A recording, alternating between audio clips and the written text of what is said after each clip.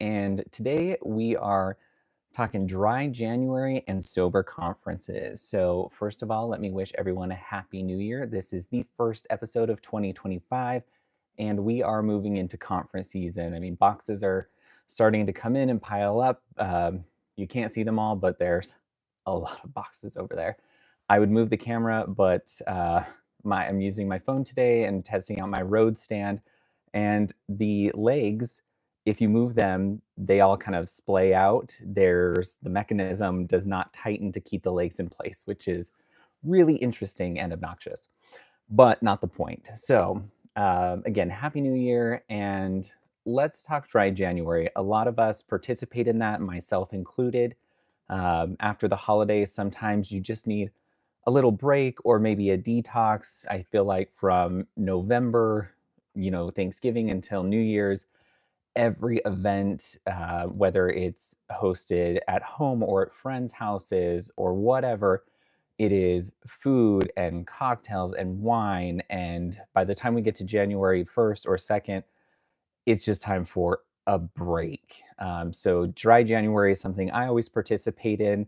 My partner, Brian, he does moist January. So, for him, he definitely needs that Friday cocktail. But the difference is, I work with podcasters and creators and nonprofits who are generally pretty happy people. So they love what they do, so they make life great. He works with government people. I won't say too much about that, but I think you can infer what I'm saying of why he might need the occasional cocktail at the end of a hard week. So we won't hold that against him. But what is, my January or dry January survival kit to say? So for myself, it's not so much a New Year's resolution. So I don't start January 1st and go, okay, no alcohol. This is my resolution, blah, blah, blah. I don't really believe in the whole resolution thing. I think when you think of it in that way, it doesn't work. I also start my dry January on the first Saturday in January. So I believe that was the 4th this year, and then go into February. Mainly because if you've gone out on January 1st, which not the most exciting person anymore, but we didn't necessarily go out. We were home by 10, but stayed up till midnight. A couple glasses of wine, you still feel it in the morning. And then you want to go to brunch on the 1st and you have a mimosa or something. So, it doesn't really work that way. So, taking a little pressure off yourself, if you don't start on the 1st, I think that's fine. You can bleed that into February. It's not the end of the world. So, give yourself a little bit of grace there. And then knowing that you can still partake in the things that you do enjoy if you are a brunch person or you like to go out to happy hour, there are actually a lot of really good mocktails that places have on their menus. And even if they don't have them on their menus, if you ask for a mocktail or ask the bartender to just create something and say, I like this flavor or that flavor, usually they're happy to do it. And they usually get to do something fun and inventive that they don't get to do all the time. So you usually get a really good drink. Sometimes they are a bit sugary, so you might want to ask for something that doesn't have a lot of sugar in it because they might put syrups or things in. So if you're also on a diet or you do have a New Year's resolution to lose weight, be sure to ask for something that's sugar-free or low sugar to ensure that you're not actually shooting yourself in the foot with the mocktail. And then, building a support system. For myself, everybody knows I do dry January. I make it very clear. I share it. It's not a secret. But I also don't rub that in people's faces. So if we go out to happy hour, rather than resist a drink, it's more of oh no, I don't want a glass of wine. Is there a seltzer? So one thing I like to get is Lagunitas, which is a beer company. They actually make a refresher. It comes in a can. It's just club soda. So it's a great alternative. It looks like you're drinking a beer. So also, if you do have friends who might be pushers or encourage you to have a beverage with alcohol, it's something that they don't really pay that much attention to usually. They see that Lagunitas label, they assume you're having a beverage, an alcoholic beverage, and they get off your back. But also just letting people know, especially in advance in December, obviously it's too late for that, but next year you can, that you're going to do dry January. It usually takes a little pressure off because people will give you some crap for it. most of the time in advance, and then once it gets here, they kind of leave you alone, especially as it's becoming more popular. There are also events and fundraisers that revolve around Dry January. The Liver Foundation, based out of New York, they do a Dry January, obviously, because they're focused on liver health.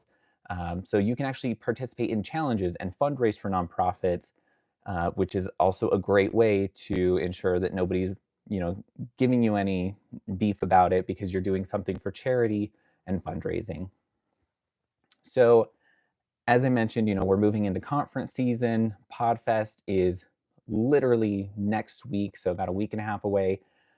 That can be really stressful when you're trying not to drink because it brings in a social setting. There are happy hour events, there are cocktail events, there are networking events, there are after parties.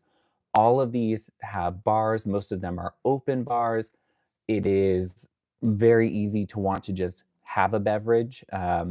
So as I said, that Lagunitas drink, that refresher is a really easy one, but when you're at these kind of events, it's usually not something that's on hand. So if you're trying to stay under the radar, rather than going to this type of an event and sharing that you are doing Dry January, which people at Podfest, they're podcasters.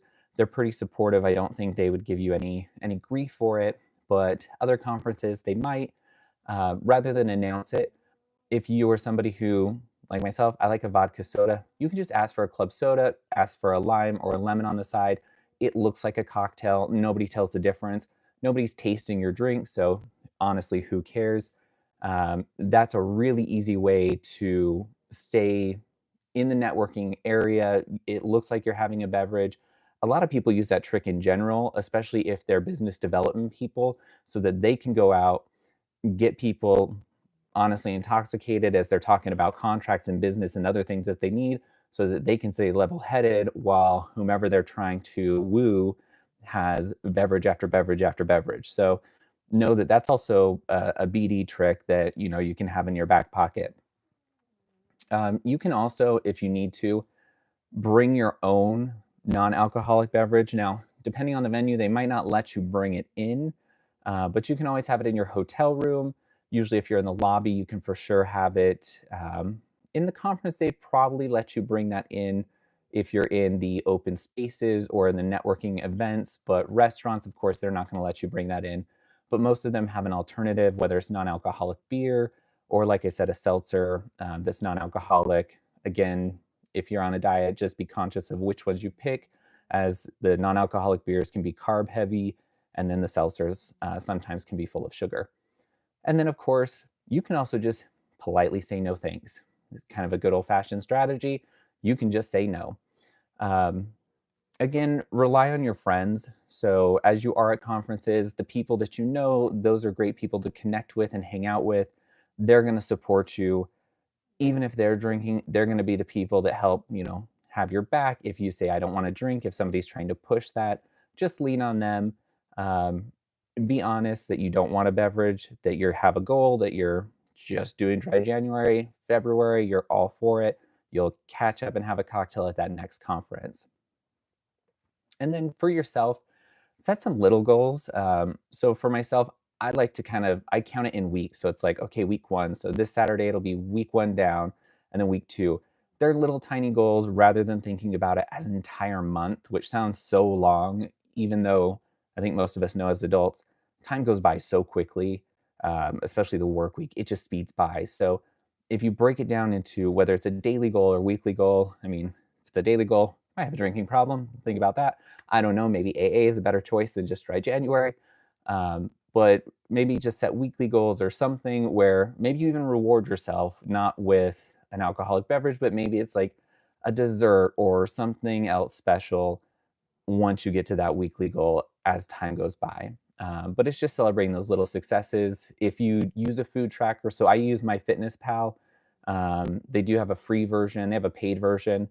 I like the paid version because if you're also tracking your meals, you can scan barcodes so you don't have to type things in. That's mostly a lazy hack just because I get sick of typing things in. But the free version, you can do just about everything in it. So that's a great way to also track, water intake, since you're probably drinking more water instead of alcohol or more coffee. I would never do dry coffee January. That I'd kill myself. I have to have my caffeine. I'm completely addicted to that. So, find your rewards, find your tracking system, find what's going to work for you. There are lots of podcasts out there on this topic. So, this would also be a great time to explore Dry January, um, support groups, podcasts, alcohol related podcasts, any of those topics that you think are going to support you, or even just jumping into the online community and saying, hey, what tips and tricks does everybody else have that are helping them, tackle this challenge? How are you staying motivated and connected with yourself? And if you have other tips, you can definitely share those in the comments. I would love to hear them. I'm sure they could help myself and others who are watching. But for now, I think that's about it. If you're going to PodFest, be sure to visit us and check us out at booth 40, the PodOps booth. We are finishing off our swag now, and if everything gets printed on time, we're going to have a few special things for you, which I might be able to share a sneak peek of on Thursday. We'll see. The designer's still working on it, so TBD on that. But look forward to seeing everybody at PodFest. Have a great day and happy creating.